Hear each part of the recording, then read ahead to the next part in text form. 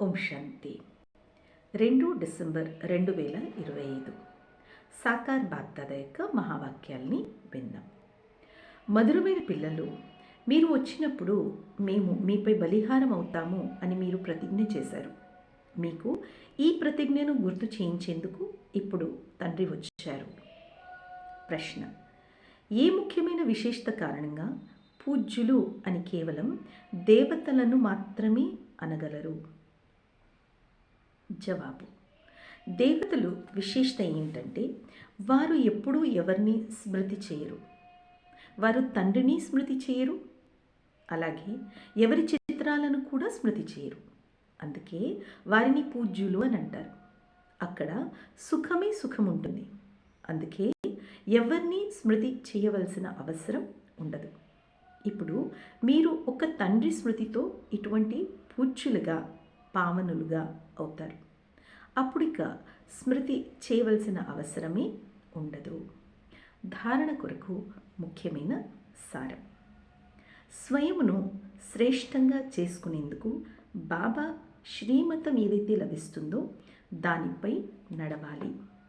దైవీ గుణాలను ధారణ చేయాలి. నడవడిక అన్నింటినీ రాయల్గా ఉంచుకోవాలి. రెండవది, పరస్పరం ఒకరినొకరు స్మృతి చేసుకోకూడదు. పరస్పరము ఒకరినొకరు స్మృతి చేసుకోకూడదు, కానీ గౌరవాన్ని తప్పకుండా ఇవ్వాలి. పావనంగా అయ్యే పురుషార్థాన్ని చేయాలి మరియు చేయించాలి. బాబా ఈరోజు వరదానం ఇస్తున్నారు. నీరస వాతావరణంలో సంతోషపు మెరుపును అనుభవం చేయించే ఎవర్ హ్యాపీ భవ. ఎవర్ హ్యాపీగా అనగా సదా సంతోషంగా ఉండే వరదానము ఏ పిల్లలకైతే ప్రాప్తించిందో వారు దుఃఖపు అలను ఉత్పన్నం చేసే వాతావరణంలో,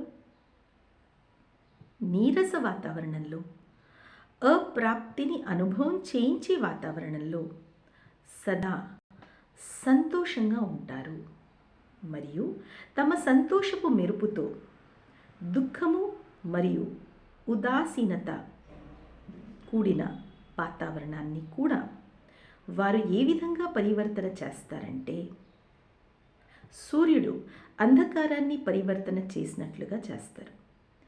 అంధకారం మధ్యన ప్రకాశాన్ని తీసుకురావడము, అశాంతిలో శాంతిని తీసుకురావడము, నీరస వాతావరణంలో సంతోషపు మెరుపును తీసుకురావడము, దీనిని ఎవర్ హ్యాపీ అని అంటారు.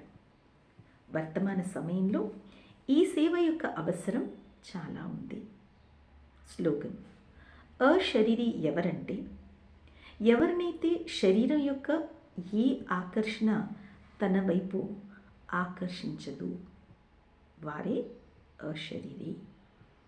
అవ్యక్త ప్రేరణలు ఇప్పుడు సంపన్నంగా మరియు కర్మాతీతంగా అవ్వాలని ధ్యాసలోనే ఉండాలి. కర్మాతీతం అంటే కర్మల నుండి అతీతమైపోవటం అని అర్థం కాదు. కర్మ యొక్క బంధనములో చిక్కుకుపోవటం నుండి అతీతంగా అవ్వటం, దీనిని కర్మాతీతం అని అంటారు. కర్మయోగ స్థితి కర్మాతీత స్థితిని అనుభవం చేయిస్తుంది. ఈ కర్మయోగ స్థితి అతి ప్రియమైన మరియు అతీతమైన స్థితి.